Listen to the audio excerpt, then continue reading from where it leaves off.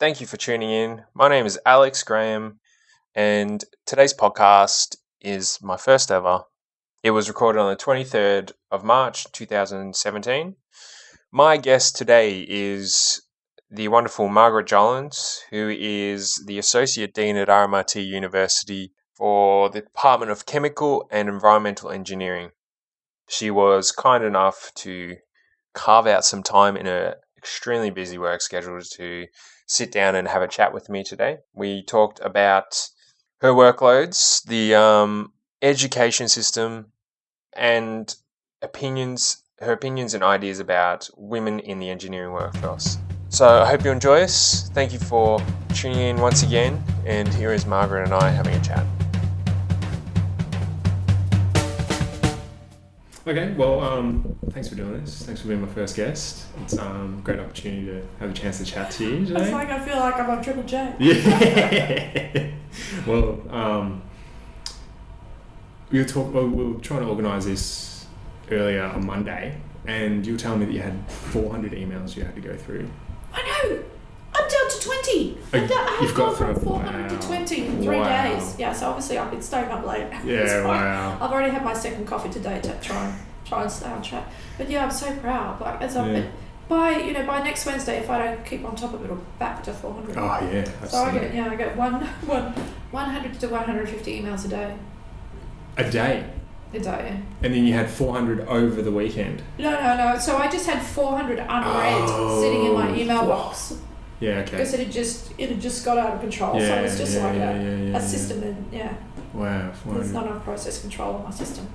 And I had thought, I just have to ignore it. One thing, the problem with doing your emails and working it down is because I worked it down last night, that stimulates people to write back to me, so that is the nightmare. So when you actually action an email, your receiver at the other end writes back to you. Yeah. So I used to think, right, I'm going to only do my emails after midnight, because after midnight nobody's awake and nobody will get back to me. And then I discovered at 1 a.m. somebody was writing back to me, there are students awake, so the students were about me. No. So all last night up till midnight, I was emailing with one of my fourth years who realised I was online and wanted advice about the assignment that's due in on Friday.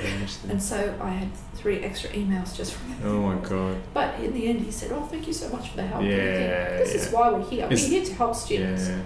It's just not to manage our, email is a bit of energy. So is that why you do it? You do it for the the student, help people to feel like they're you're doing good for them? Is that why you're still doing 80-hour weeks?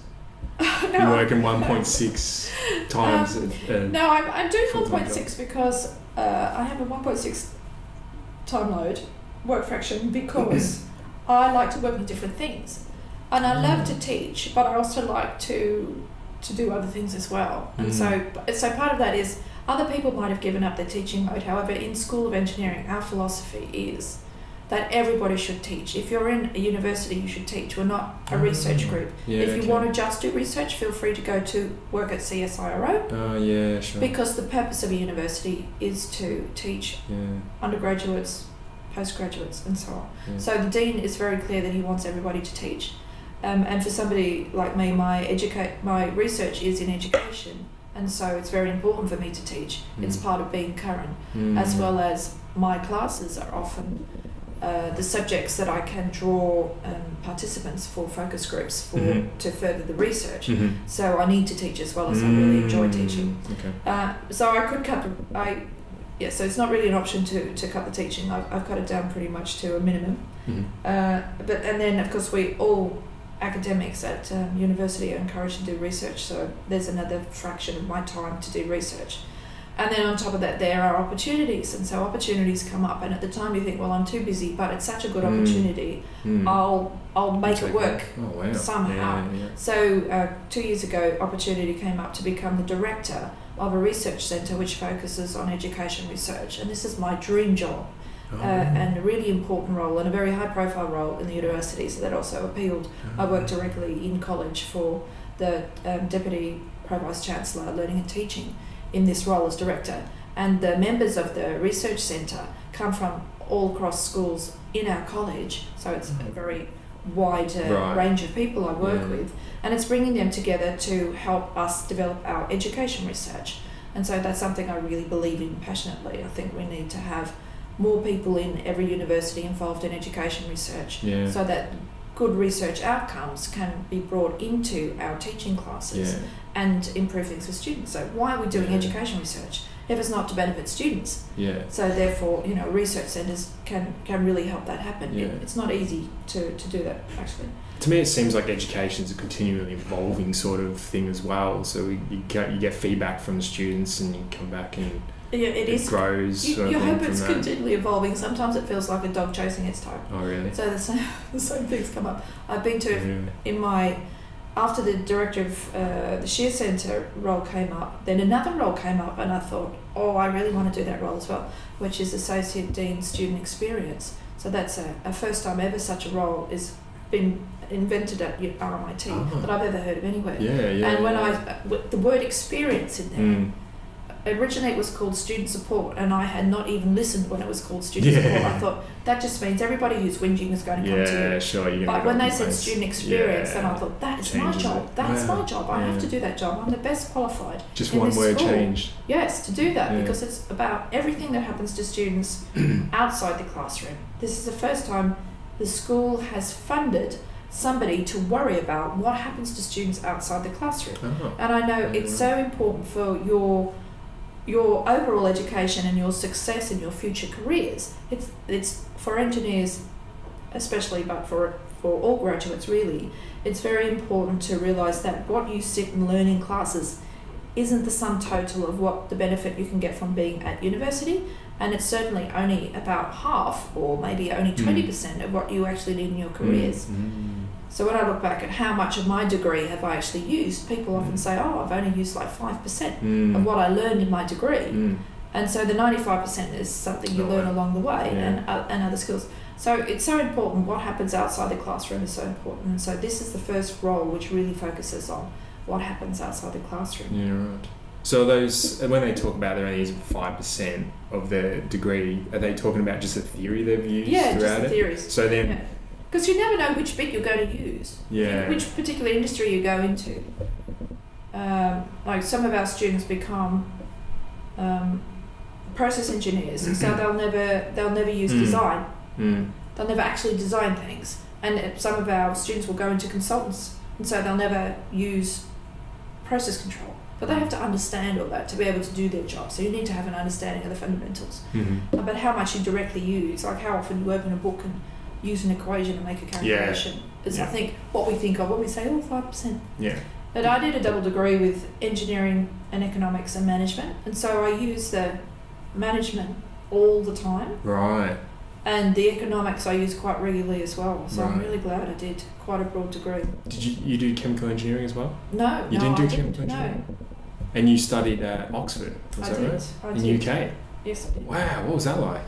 Well, that was awesome. That was awesome. It was unbelievable, fun place to study. Was it? It was really good. It has such a vibrant life, and everybody lives at Oxford, away from home. So nobody lives at home. They're all bored.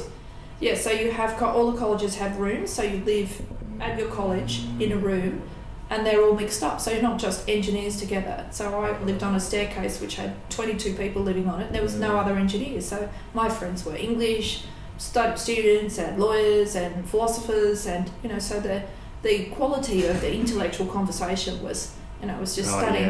And then we'd go down to the bar every night at 10 o'clock, and then of course the conversation would change to football.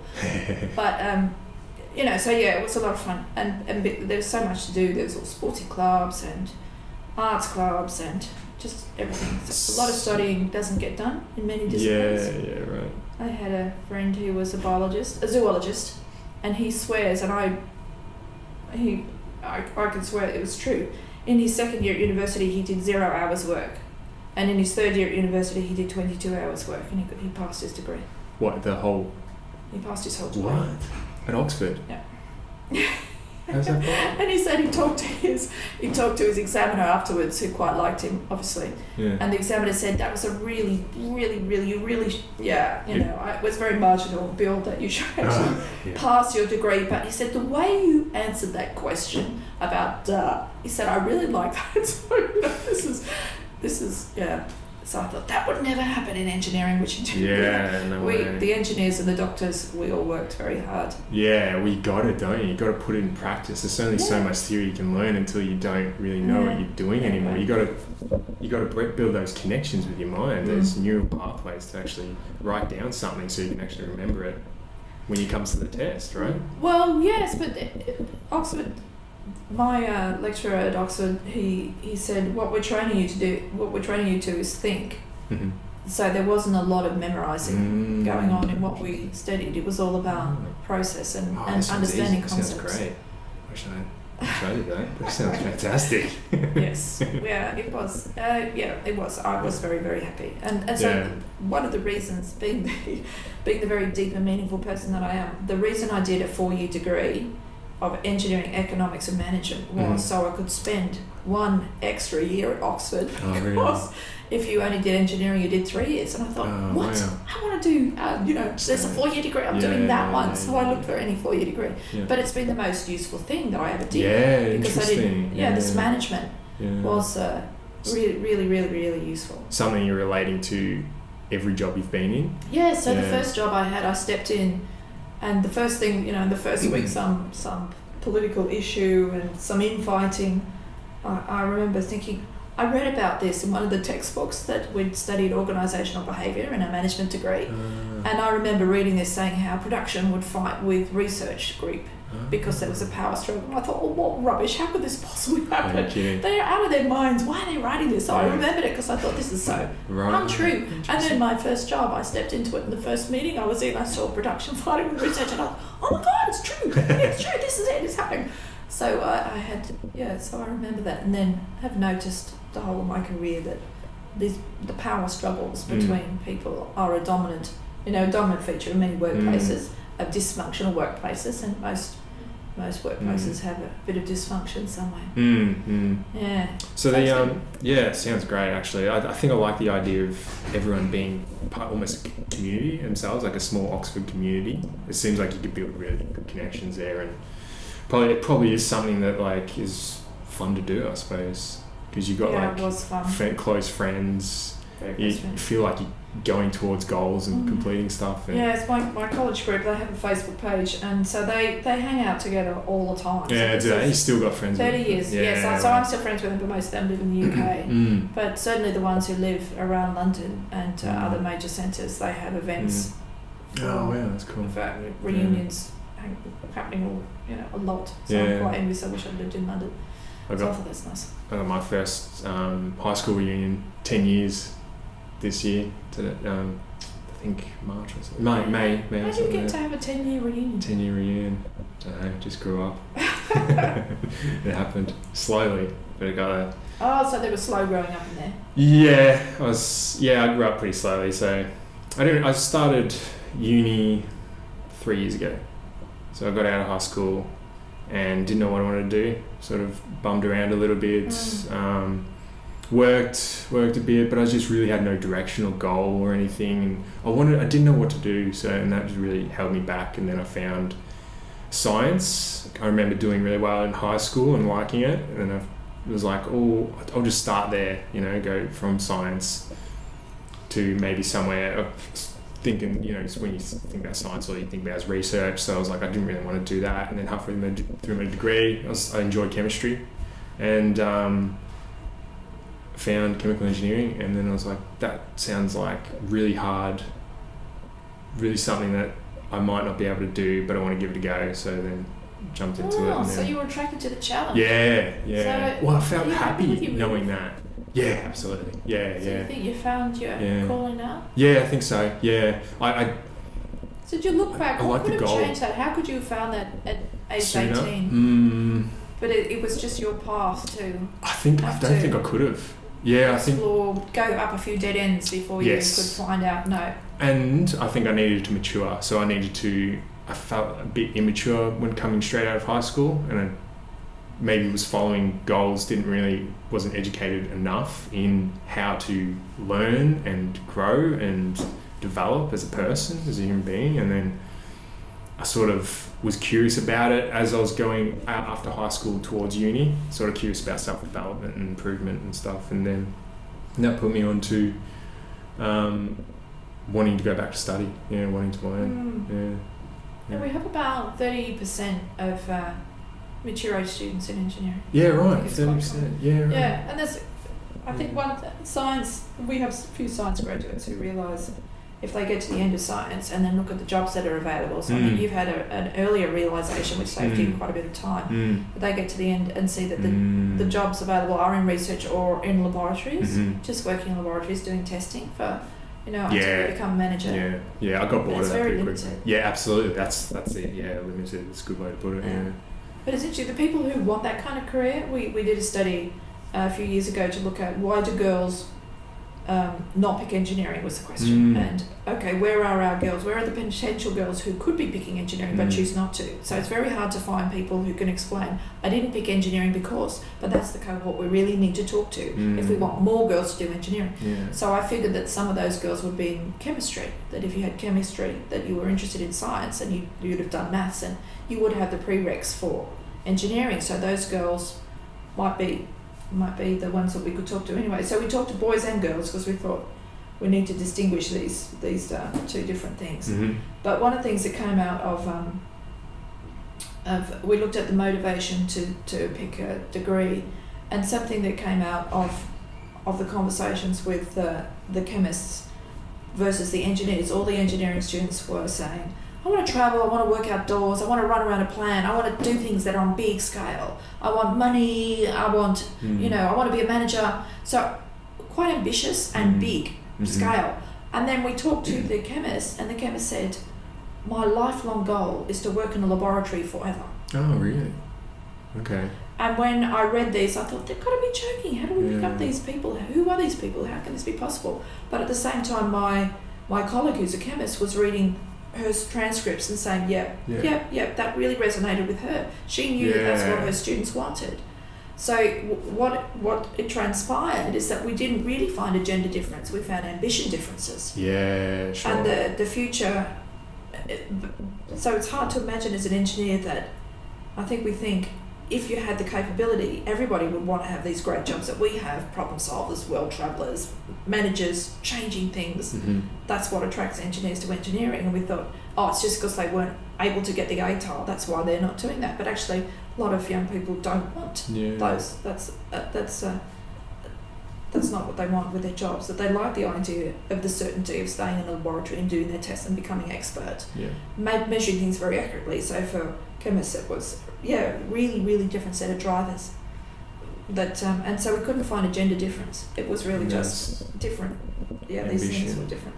So did that still mean that there was more men though? Was that less women in that field? Well, I think the idea of travel, influence, changing things, shaping things is a more masculine trait. Sure, yeah. And so that's why engineering appeals to men more than women, because that's the characteristics of an engineer that are understood, and I think it's the way engineering is done. So engineering is very masculine in the way it's taught and the way it's enacted in industry, that there are these masculine traits. So engineering, women who become engineers need to be able to speak up with a loud voice, and they need to be ambitious, and they need to want to manage. And whereas women who don't want to do those things are probably rightfully not attracted into the career because they won't be happy in a career where these things are the norm. So until we change the character and the culture of engineering to be more inclusive and perhaps more caring and perhaps more visionary, looking at it as a social benefit, those are the kind of things that appeal more to women in our study. Right. How do you do that though, especially if it's like a job that's probably based on those aspects with more like that loud and got to be loud to get stuff done sort of stuff? And it's a very good question. So we could change. I think we know how to change how we teach at university to be more inclusive. So it's not just attracting women, it'll attract all sorts of other groups who maybe feel their identity is different from mainstream. So you might get more ethnic diversity, and you might get more sexuality diversity, and you might get more women as well. So it just would be more, you'd be more inclusive.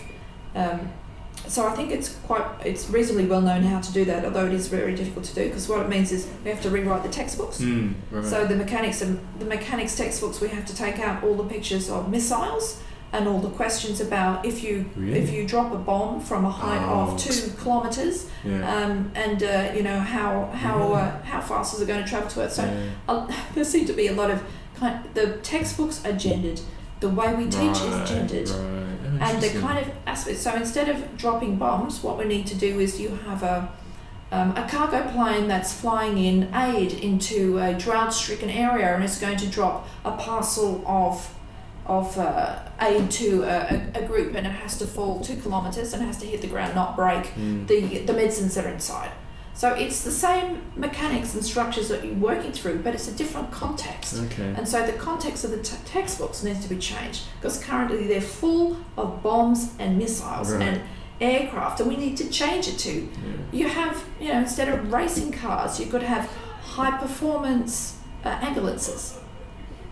So it's still high performance, which is appealing to the boys, but it's an ambulance. So this is speaking to the girls.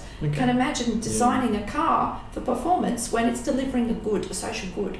So we just need to combine the ideas and the context of social good around the high performance, and then we attract both boys and girls. So we could rewrite our textbooks and change the way we teach. But then when students graduate, so this was a really interesting part of the study. We did a literature review to see which universities, especially the United States, are very advanced in thinking about women in engineering. And Purdue University is very famous for its education research in engineering. And they have a very vibrant Women in Engineering program, which has huge funding. And so they managed to get their girls, the number of girls from, it started at 19% girls, which is a bit higher than RMIT, but, you know, not that different. And they got the number of girls up to 30%. Oh, wow. And then they did a longitudinal study to find out what happened to their 30% of girls that they graduated. And after 3 years, the numbers had dropped down to before the study, the number of female engineers in America is about, I think it's about 11%. So when of engineers working in industry, only 11% are women, which you think, well, that's a bit of a time factor. You know, so if you graduate 30% women and there's only 11% working engineers are women, eventually it'll raise. But what they found is when they graduated 30% of women, and they did a longitudinal study, after 3 years they found that there was huge numbers of those girls had left the industry. Because they went into an industry which hadn't changed. It was just as male dominated and masculine as before. And they were unprepared for this. And when they reached this industry, they thought, we don't like this. And so they left and went and found other jobs. So you can't change the university without changing the industry as well. Otherwise, you're wasting your effort. That sounds like a big task.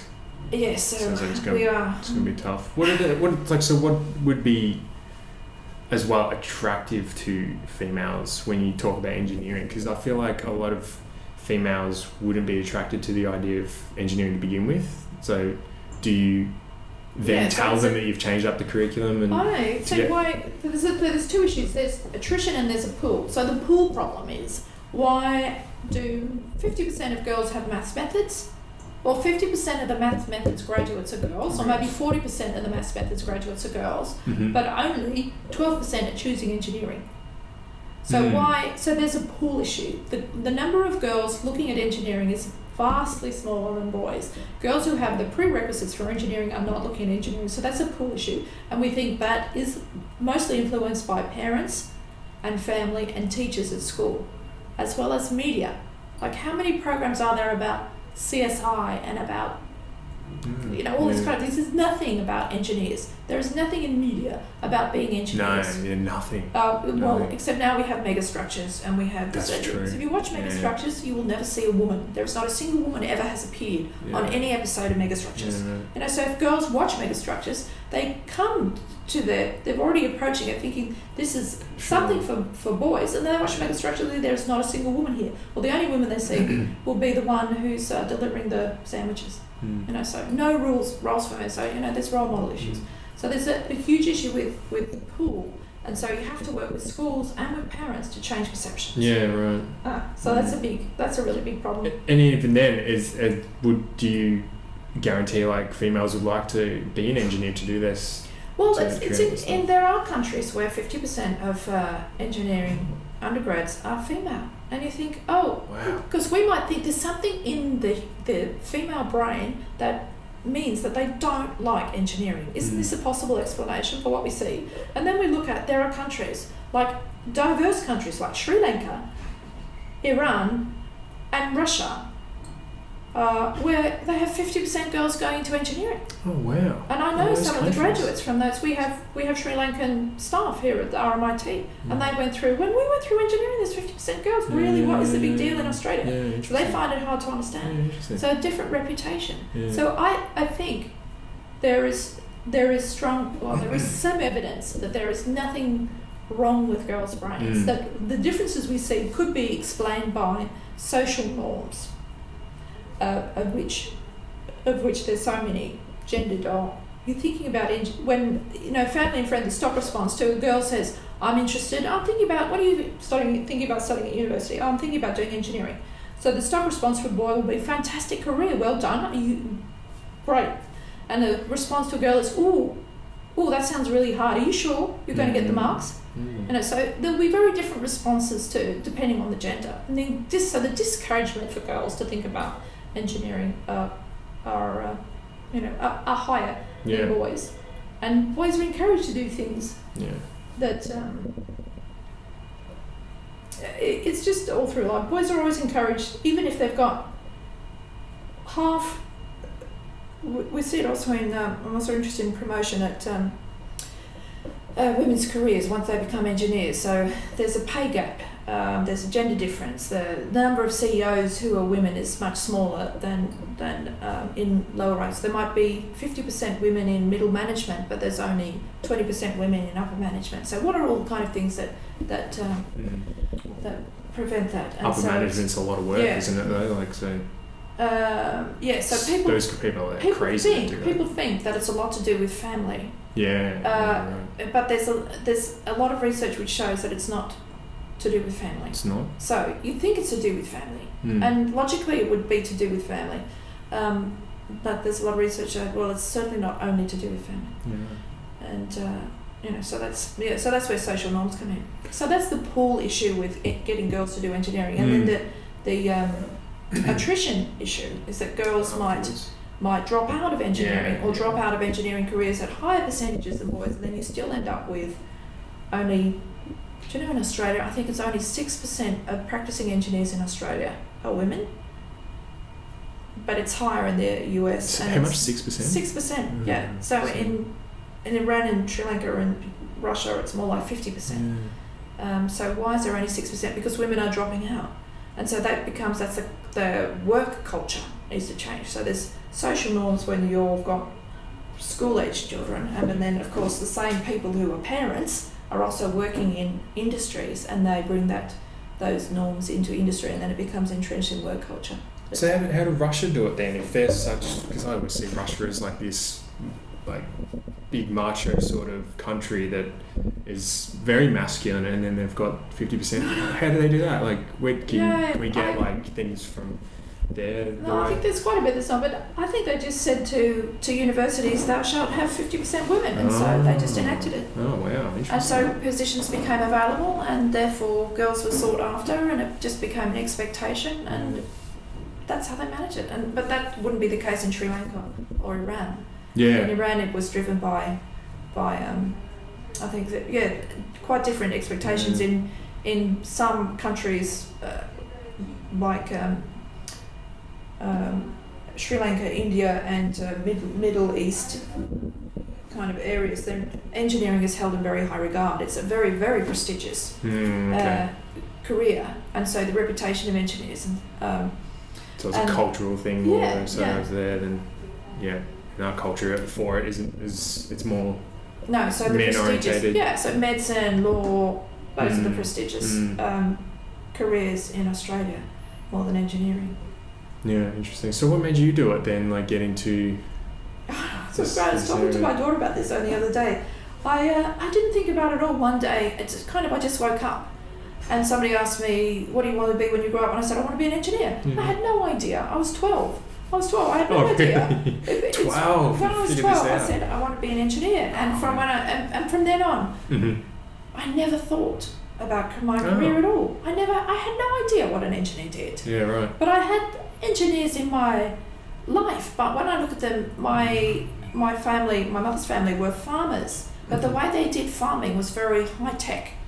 So they were the first farm in Australia to introduce using lasers to grade the fields so that you could have good drainage of use the minimum amount of irrigation water. Wow. So they developed, they pioneered laser on tractors and global positioning and stuff. So this is in the 1970s. Yeah, wow. So with lasers, surveying with lasers back then. Wow. Yeah, well, I was only 12, so I'm not 100% sure of the history. Sure. But that's what they were doing. And so this was happening all the time when I went to visit them. And my father was a self-taught, non-destructive testing engineer. So he had no qualifications whatsoever, but he used to go around.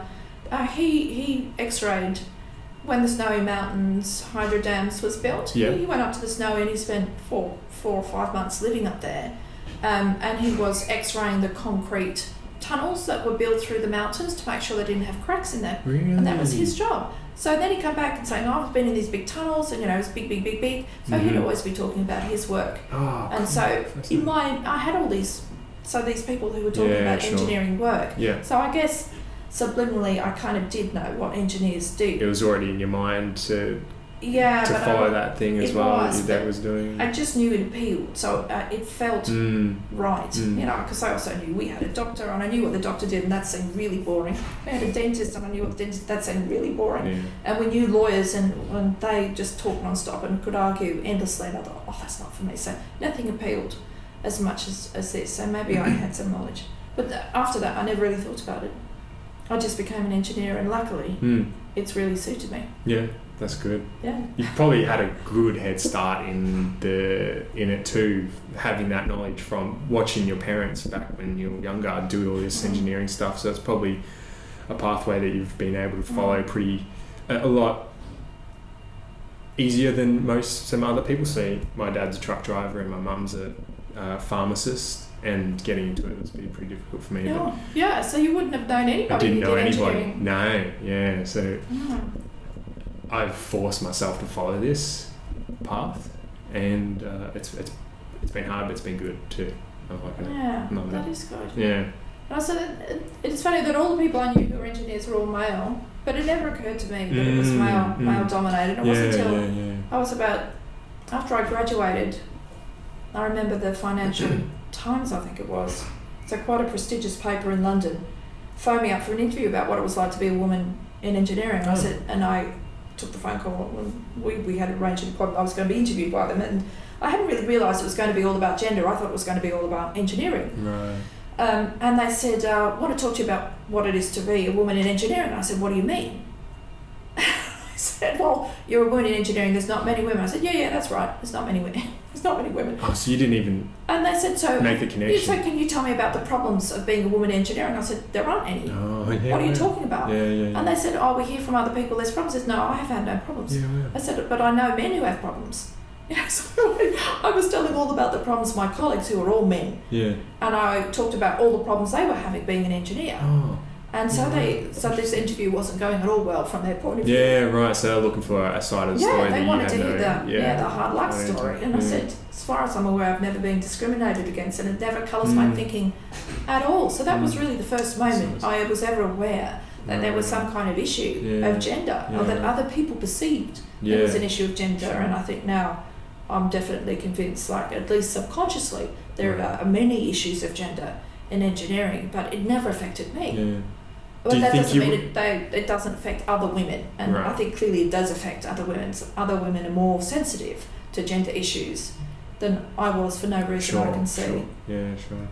Mm. Yeah. Do you think you would have become aware of the discrepancy between male and females on your own, or was this just like a starting point for you to go, oh, there is stuff there, or do you think you would have found it eventually? Just realised? Look, eventually it would have been so obvious in front of my nose that I would have had to recognise eventually.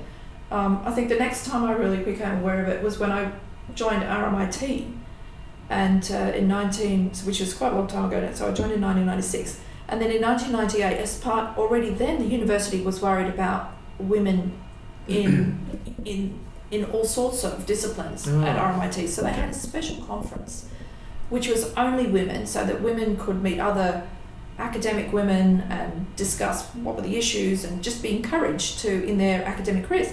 And I was sitting in this conference and feeling incredibly uncomfortable. Yeah. After 2 or 3 hours, I was still feeling incredibly uncomfortable in a way I had never experienced before. And I was sitting thinking, what is wrong? What is wrong? And I really, really wanted to leave. Yeah. And I thought, I love conferences and I love meeting people and I love this, but this conference, I was so uncomfortable. And then it dawned on me, this is the first time I had ever, in my whole career since I was probably 12, had ever been in a room full of women. Oh, yeah. And it was just 100% women. Yeah. And this is what I couldn't cope with because I had my usual groups were 90% men. Yeah. And so this, the level of talk, the atmosphere in the room, it was just so different, and I was so uncomfortable. Oh, that's really interesting. Yeah. And then I realised, oh my God, I'm not really adapted to spending time with 100% women. Yeah, and that's probably not encouraging for other women as well, especially if they've grown up with a strong family connection with the females side of the family, and they want to do engineering, but then it's all male dominated. They probably feel uncomfortable the same way as you. Yes, there is a level of discomfort. Yeah, which is not appealing. No, can imagine. How are your questions going? We got through one. Actually, no, I was going to ask you about women engineering workforce and how your experiences were and stuff like that. So we actually got through pretty much every single one of them. So yeah, I think we've gone over. We've gone over a bit. Yeah, about 2 minutes, but I think it's gone well. So do you want to wrap it up? Very good. Feel like wrapping it up? Thank you so much for asking me to take part in this inaugural podcast. I'm going to be very interested to see how you go and to hear more about what you've done and what the listenership is. That would be very interesting. And yes. If you need any help with publishing them or anything, I'll see if I can. That'd be great. Yeah, sure. Yeah, well, thank you very much for being my first guest. It's been a pleasure, and I hope we can do it again sometime in the future or something like that. That'd be great. Very good. Thank you. Thanks for tuning in, guys. That is the end of the podcast. I apologise for all those little sound mistakes, those little rattles that was going on. It was the first time I was using this system. Also, I apologise for those enthusiastic sounds that I was making throughout the whole thing. This is my first one, once again, and hopefully I can learn from this and improve upon it for next time. So, hope you also got something out of it. So, thanks, guys, and I'll hear from you next time. Hear from you. Bye.